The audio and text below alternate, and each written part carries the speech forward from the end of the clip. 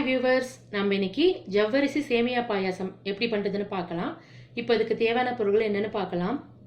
நான் வந்து இந்த டம்ளர் எடுத்துர்க்கேன். இதே டம்ளர்ல தான் எல்லா பொருளையும் அளந்திருக்கேன்.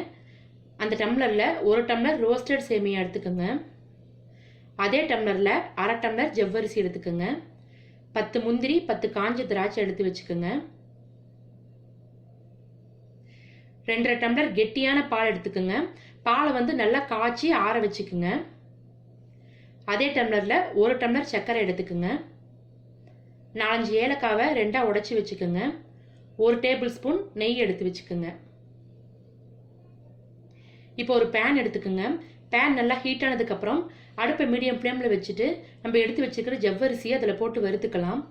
எதுக்காக இந்த மாதிரி வறுக்குறோம் அப்படினா ஜவ்வரிசியை வந்து வறுத்துட்டோம்னா அது சீக்கிரமா வெந்துரும். நம்ம வறுக்காம அப்படியே போட்டோம் அப்படினா அது வேகிறதுக்கு ரொம்ப லேட் ஆகும். அதனால தான் இந்த மாதிரி நம்ம வறுத்துக்குறோம். இப்போ பாருங்க ஒரு 2 நிமிஷத்துல ஜவ்வரிசி வந்து பொரிய ஆரம்பிக்குது. அது பொரியும் போது ஒரு தெர்மாக்கோல் பால் மாதிரி பொரிஞ்சு வரும். அந்த சமயத்துல நம்ம அடுப்பு ஆஃப் பண்ணிட்டு இது வேற ஒரு பிளேட்ல எடுத்து வச்சிடலாம். இப்போ அதே panல 1 டேபிள் ஸ்பூன் நெய் எடுத்துக்கங்க. நெய் ஹீட் ஆனதுக்கு அப்புறம் அதுல முந்திரியை போட்டு வறுத்துக்கலாம். முந்திரி கொஞ்சம் நல்லா வறுபட்டதுக்கு அப்புறமா திராட்சை போட்டு வறுத்துக்குங்க. ஏன்னா ரெண்டும் ஒண்ணா போடிங்கனா திராட்சை வந்து சீக்கிரமா வறுபட்டுரும். முந்திரி லேட் ஆகும். அதனால ஃபர்ஸ்ட் முந்திரியை வறுத்துட்டு அதுக்கு அப்புறமா திராட்சை போட்டுக்கலாம். பாருங்க முந்திரி வந்து லைட்டா பிரவுன் கலர்ல ஆயிடுச்சு. இப்போ திராட்சையை போட்டு அதை வறுத்து எடுத்து வச்சுக்கலாம். இப்போ பாருங்க ரெண்டும் நல்லா பிரவுனிஷா ஆயிடுச்சு. இப்போ வந்து இது ஒரு பிளேட்ல எடுத்து வச்சுக்கோங்க. அடுத்ததா அதே panல நம்ம எடுத்து வச்சிருக்கிற சேமியாவை போட்டுக்கலாம். இது வந்து நான் ரோஸ்டட் சேமியா எடுத்துக்கிறதுனால நான் ஃப்ரை பண்ணல. சப்போஸ் நீங்க ரோஸ்டட் இல்லாத சேமியாவை எடுத்துக்கிட்டீங்கன்னா அதை வந்து அந்த panல போட்டு ஒரு 2 நிமிஷம் நல்லா வறுத்துக்குங்க. இப்போ அதுல 1 டம்ளர் சேமியாக்கு 2 டம்ளர் தண்ணி ஊத்திக்கலாம்.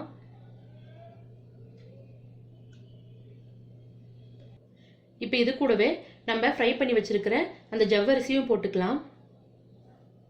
ரெண்டையும் போட்டு நல்லா மிக்ஸ் பண்ணிக்கங்க. இது வந்து ஒரு 5 நிமிஷம் நல்லா வேக வைங்க. இந்த ஜவ்வரிசியும் சேமியாவும் இந்த தண்ணியில நல்லா வேகணும். இப்போ பாருங்க ஜவ்வரிசியும் சேமியாவும் நல்லா வெந்துடுச்சு. இப்போ பாருங்க நல்லா சாஃப்டா வந்திருக்கு. இந்த சமயத்துல நம்ம காய்ச்சி வச்சிருக்கிற அந்த கெட்டியான பாலை ஊத்திக்கலாம்.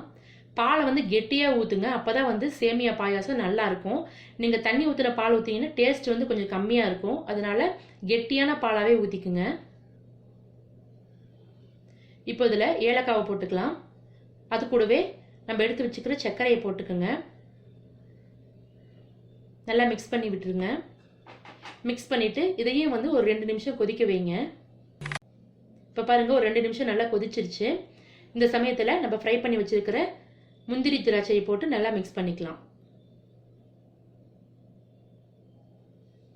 இப்போ டேஸ்டியான ஜவ்வரிசி சேமியா பாயாசம் ரெடி ஆயிடுச்சு. நீங்களும் உங்க வீட்ல செஞ்சு பாருங்க. உங்க கமெண்ட்ஸ் ஃபீட்பேக்ஸை சொல்லுங்க. உங்களுக்கு பிடிச்சிருந்தா உங்க ஃப்ரெண்ட்ஸ்க்கு இந்த வீடியோவை ஷேர் பண்ணுங்க. எங்க சேனலை சப்ஸ்கிரைப் பண்ணுங்க. பாய்.